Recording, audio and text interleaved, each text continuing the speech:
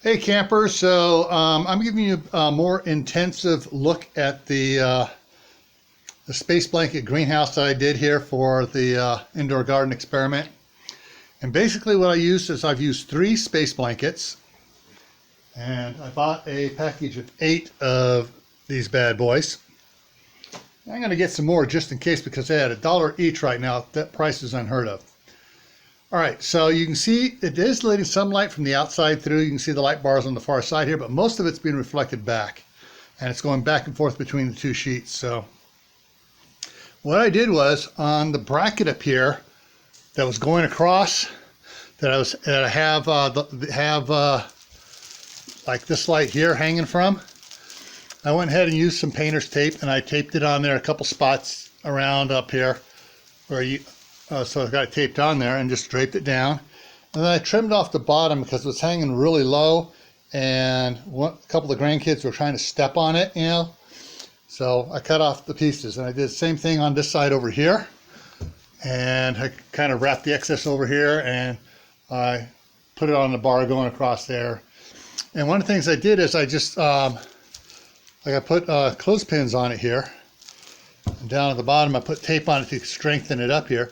But this way I can open it up, get in there, do the hand pollinating or picking tomatoes, and there's a bunch of tomatoes right there and a couple more right there. So I can get in there and get to the tomatoes. I can do the watering, I can do any pruning I need to do, and I just close it back up.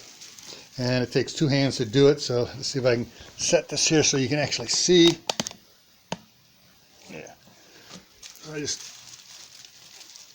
put it together and just do that, and then once that's together I can maybe it's not going to show it. I'll get that one later. I'll just clothespin that one together later. Anyways, did the same thing over here on this side here. Got one down there. This side wrapped together a little bit better.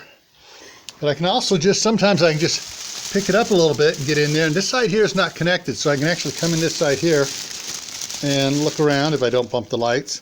And I can check out all the little tomatoes growing on this side as well.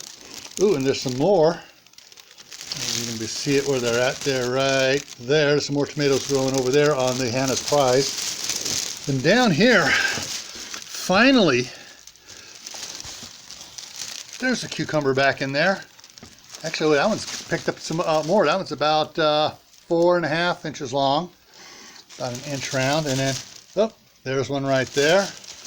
And I got to get back in there and start checking some more things out here, see if there's any more of the little ones. But I got to, it looks like those there may have pollinated, so I got to get back in and pollinate a few more of them here. But this thing has monster leaves on it, and now with the space blanket here holding everything tight there. But see, you can still see stuff through there, the lights, you can see it a little bit, but most of the light is being reflected back, and as it bounces around, plants are getting hit by light, you know, at least 2.5 times more than normal. So, and yeah, I got tomatoes right there on Hannah's Prize, and some more down here, everywhere. I got more on the other plant too over there. But everything's doing good. And I got, oh, I just saw some more over there on the aromas over there. So I'm going to have a decent amount of tomatoes for the grandsons here for a little bit, and see if I can get down and show it. In that container there is one of the cherry tomatoes, and in that container there is another cherry tomato that I started, and just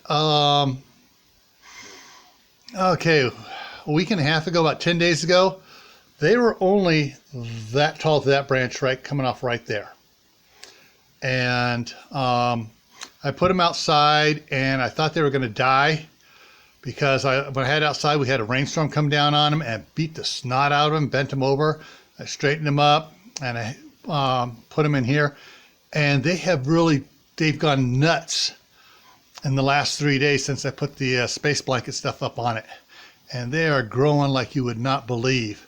So because they're getting a lot more light reflected back on them, and so I'm going to move that one back there. I'm going to move it over here.